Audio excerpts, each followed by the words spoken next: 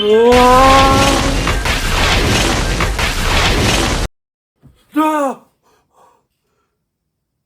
What just happened? Oh, thank goodness. It was only a bad dream. Speaking of dreams, oh, it's Halloween time!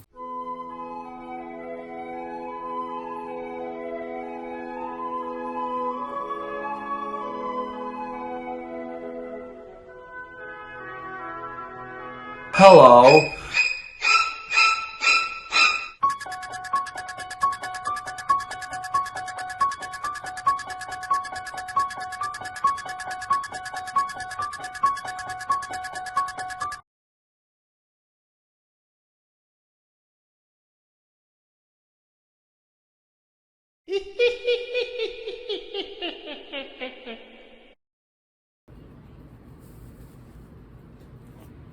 Happy Halloween, my boils and ghouls. I'm Henry Mockingbird, your host with the mustache.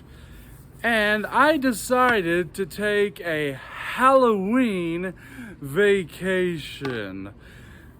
And for this Halloween review, we are going to go on a little witch hunt as I review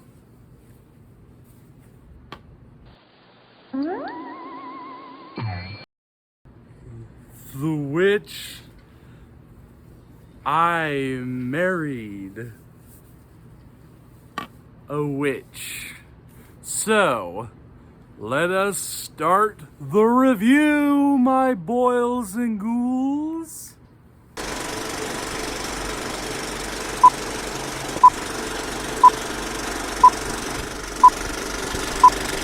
During a witch's burning, she casts a curse on her accuser, whose last name is Woolley.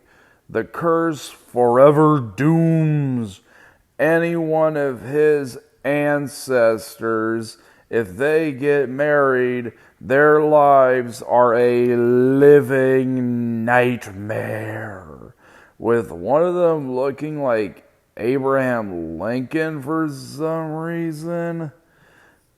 And also, each one of them has their wife be a total old bag, with each and every woman a Woolley marries getting more nasty than the last, until finally we cut to the future year of 1942, where we see Jonathan Woolley, who happens to be a politician running for governor.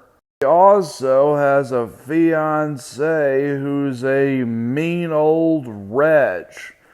And if that wasn't enough to screw the poochie for him, both the witch and her father come back from the dead.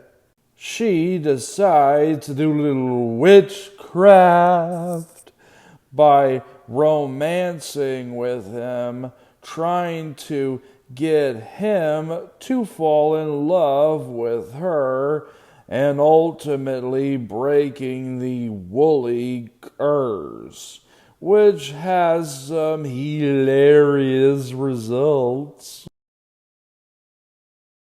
So, what do I think of I Married a Witch? Well, I'll tell you. Well, I like it.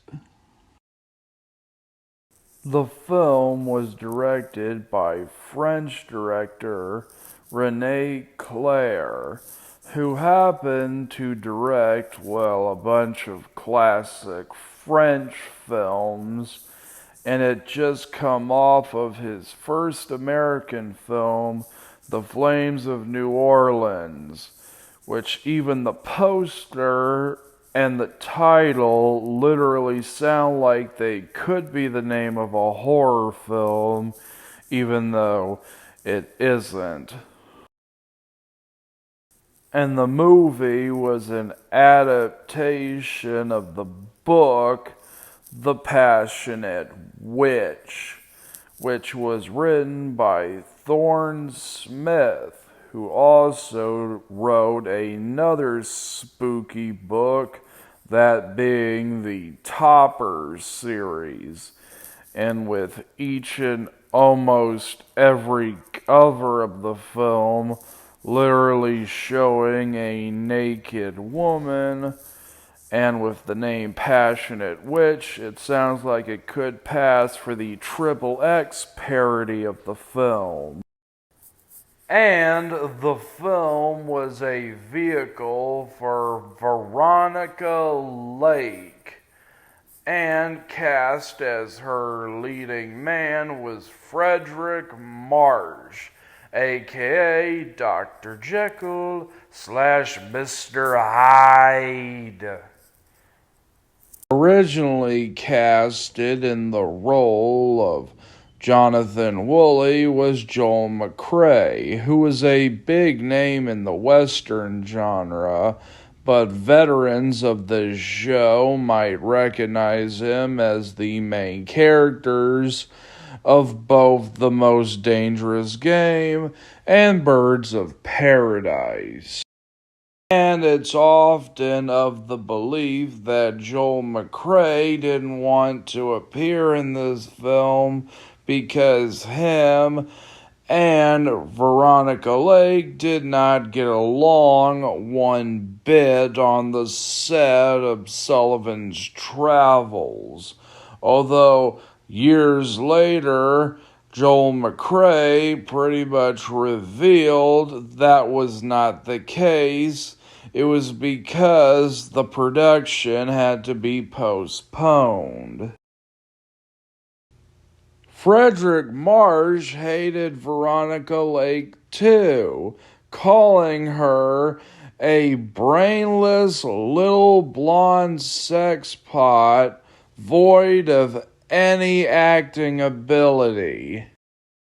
Veronica Lake would often retaliate by treating him like an annoying younger sibling trying to play pranks on you. Like putting a 40-pound weight underneath her own dress for scenes in where he had to carry her around in his arms. Despite all of this, the film was a huge hit, getting good reviews from the Chicago and landing musical composer Roy Webb an Oscar for Best Original Score.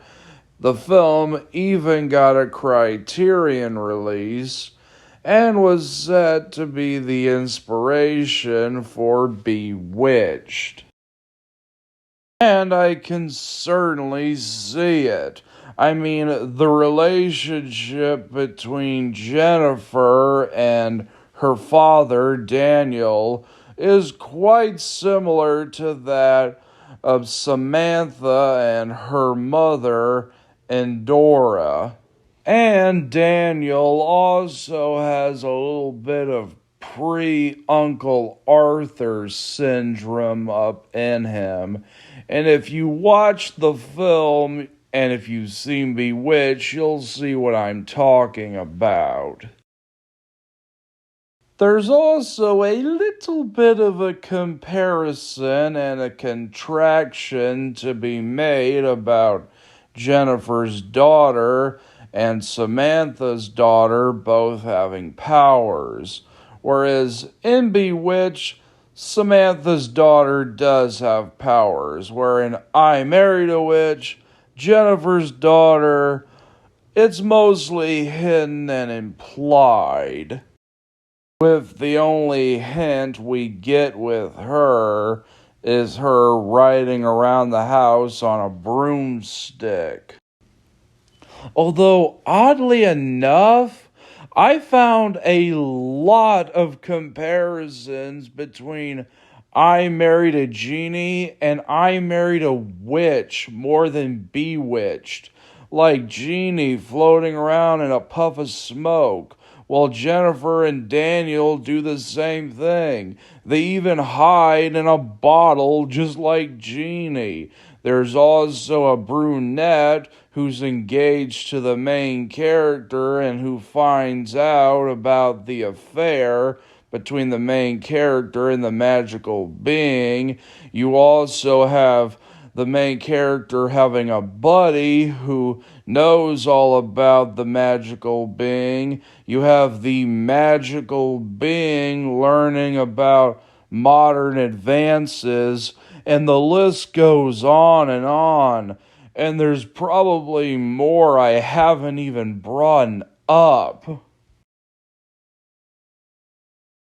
Now that we gotten all the trivia out of the way, let us talk about the characters, starting with Jonathan Woolley, who's basically the straight man reacting to all the supernatural stuff happening around him despite not knowing it's supernatural. He also has a nagging fiance who's always giving him a hard time, and his best friend, Dr. Dudley, who, besides him, is the only one who finds out about the supernatural stuff, as stated earlier. He's played by Robert Benchley. You might recognize him from The Reluctant Dragon. Now, let us talk about the witch that Mr. Woolley will end up marrying. This is Jennifer, and she's an early example of a trope called Born Sexy Yesterday, which otherwise means she's whimsical, naive, has a childlike innocence, and is ignorant of the world she has entered.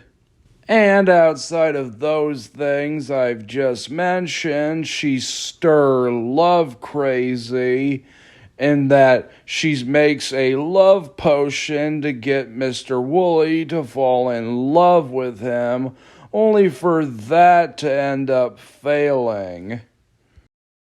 And now that she's in a completely different century from her own, one of her favorite foods is waffles. I'm pretty sure Shrek from Donkey would get along with her just fine. I'm making waffles.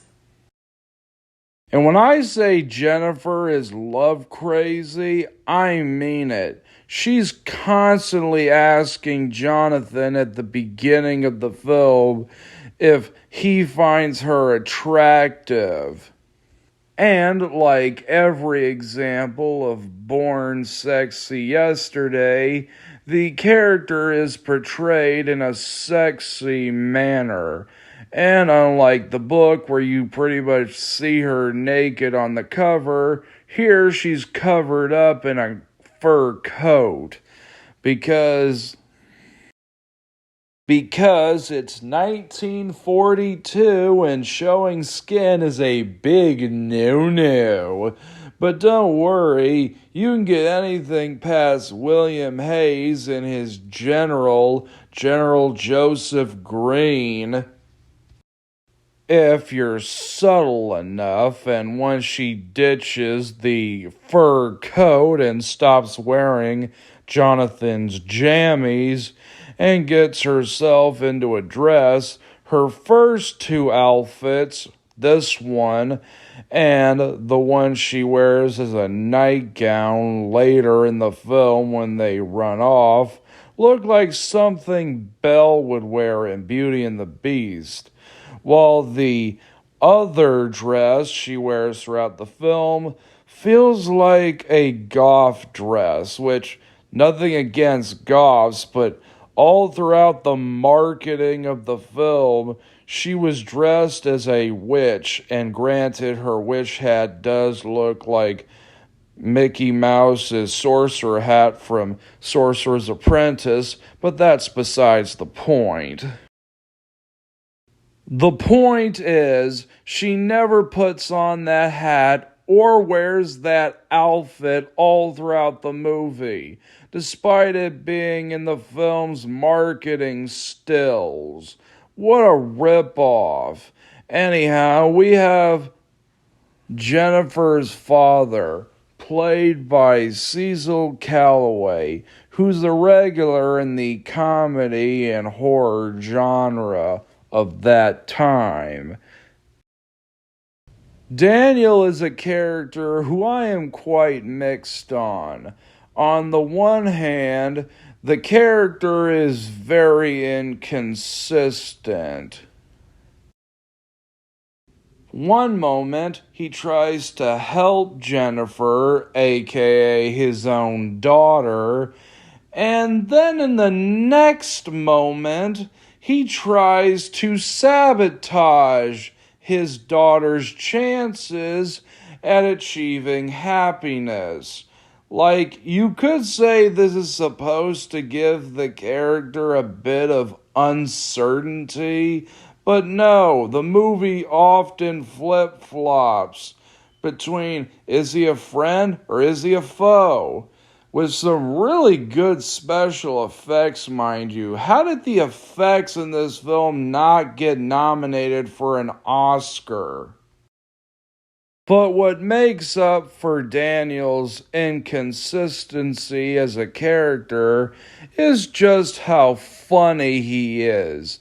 Like, there are points in this film where he is so drunk off his own ass, he can't even get the words to his own magic right. And sometimes he doesn't even get his spells out. And then there are times where he's drunk off his ass and singing this little ditty. For tonight I'll marry Mary B. For tonight I'll marry Mary B. For tonight I'll marry Mary B. Tomorrow I'll be sober. Also, this one scene where he gets thrown in jail, and man, is he the loudest jailbird ever. And the scene is just watch. Go and get her, I say. Bring my daughter to me. Bring her here, or by Jezebel. Shut up! Quiet! I want to get some sleep. Hey, toss this stubborg out of here. For the last time, will you pipe down? If you happen to be a fan of Bewitched or horror comedies, I highly recommend this film. 5 gold stars. Well, until the next review, I'm Henry Mockingbird.